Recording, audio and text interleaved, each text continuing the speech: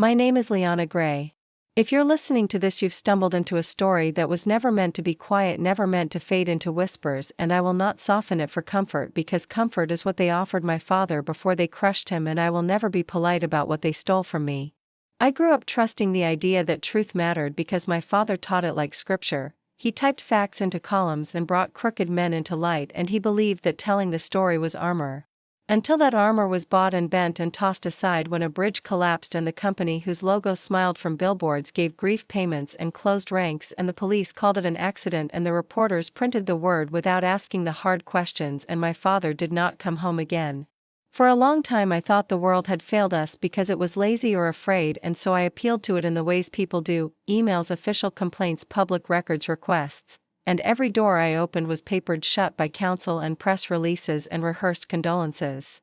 And every time I thought justice might arrive, I found instead the same mechanism: money smoothing evidence into silence, attorneys kneading truth into comfortable ambiguity, and men in suits who appeared in television clips and spoke of responsibility with hands that had practiced empathy on camera and cruelty in boardrooms.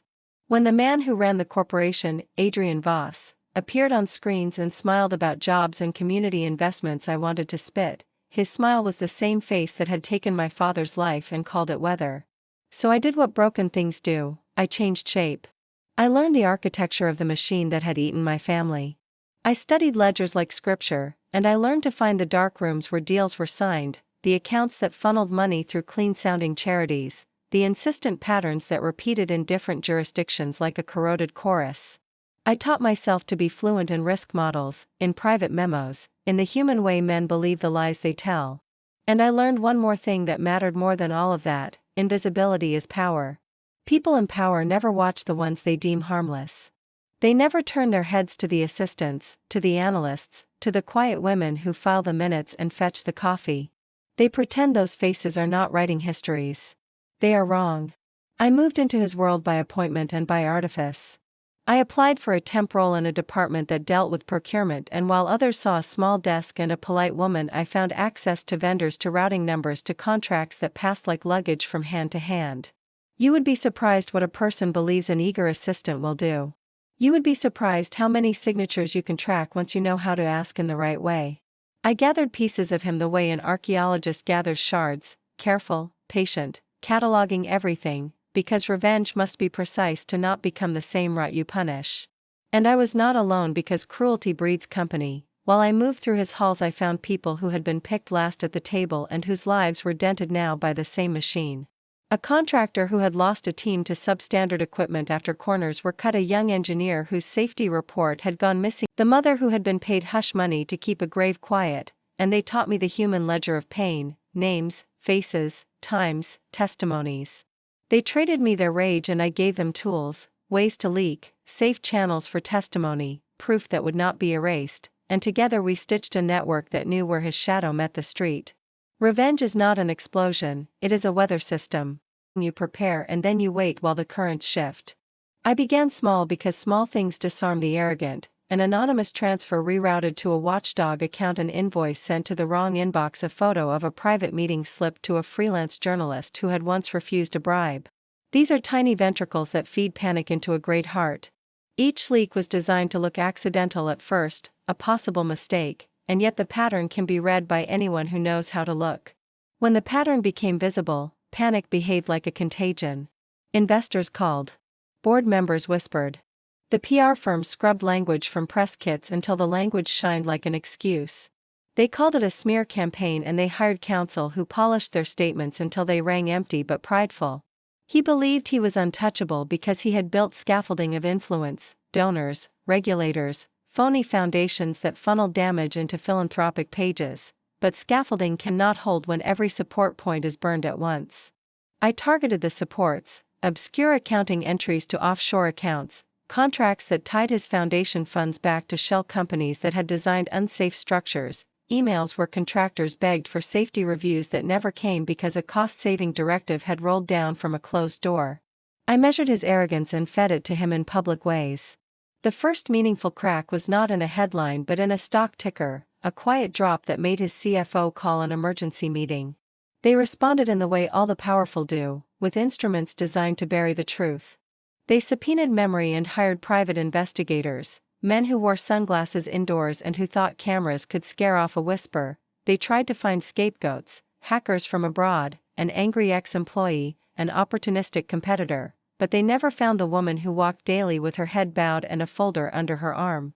I watched them hunt ghosts while I opened accounts in plain sight that led to watchdogs and regulators in different countries, so their net widened and their options shrank. I turned jurisdiction against jurisdiction until their legal shield looked like patchwork. But for every movement there is retaliation, and the retaliation was brutal because men with money will use everything. They came for the people near me.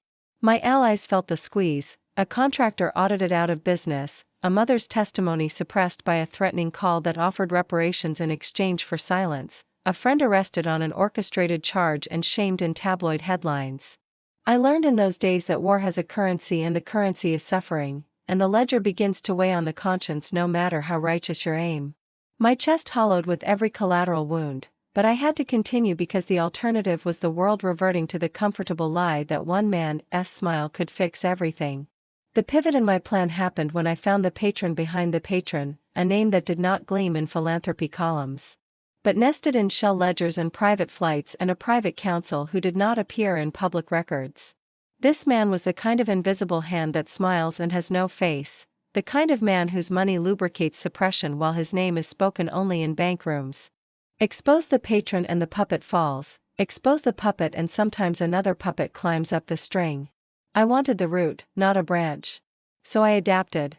I broadened leaks internationally, gave copies to investigators with subpoena power in jurisdictions beyond his reach, and I gave the public a chorus of victims willing to talk on the record, because a chorus is harder to hush than a single voice. When the day came that I would force the main exposure, I staged it so the world could not ignore the human tally. It was not a viral clip posted by an extremist channel, but a slow burn of testimony that culminated at a live hearing where families sat in the first rows and spoke with a clarity divorced from guilt and publicists' scripts. I supplied the ledger, not as a file lost in the web, but as a physical thing, a big binder of paper that breathes in courtrooms differently than a PDF does. Paper feels human. Paper resists obfuscation. I walked into that hearing and watched him try to craft denial and saw the doubt flicker in his hands. The cameras, once friends, turned into judges.